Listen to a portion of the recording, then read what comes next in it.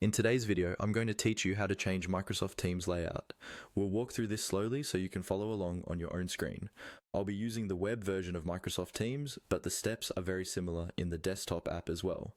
First, make sure you're signed into Microsoft Teams and you're on the main screen where you can see your chats, Teams, or calendar on the left-hand side.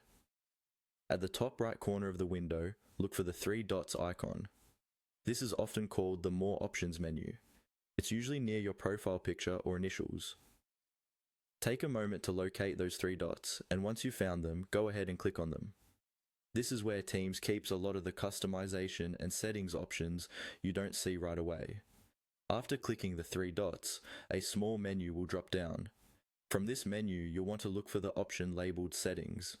It might appear alongside other options like keyboard shortcuts or About, but the one you need is simply Settings.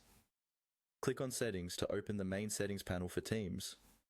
This panel controls how the app looks and behaves, so it's a useful place to get familiar with. Once the settings panel opens, you'll see several sections listed on the left, such as notifications, devices, or general preferences depending on your version. For changing the layout and overall look, you'll want the section called Appearance. Go ahead and click on Appearance.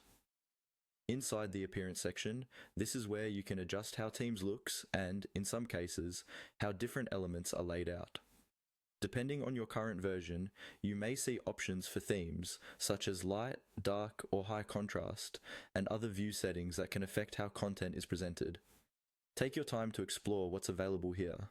For example, switching to dark mode can make long meetings or late night work easier on your eyes, and some layout-related options can make conversations or content easier to follow.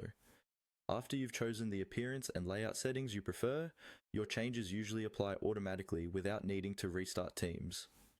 If something doesn't update right away, try switching to another tab in Teams or refreshing the page in your browser. That's all you need to do to change the Microsoft Teams layout.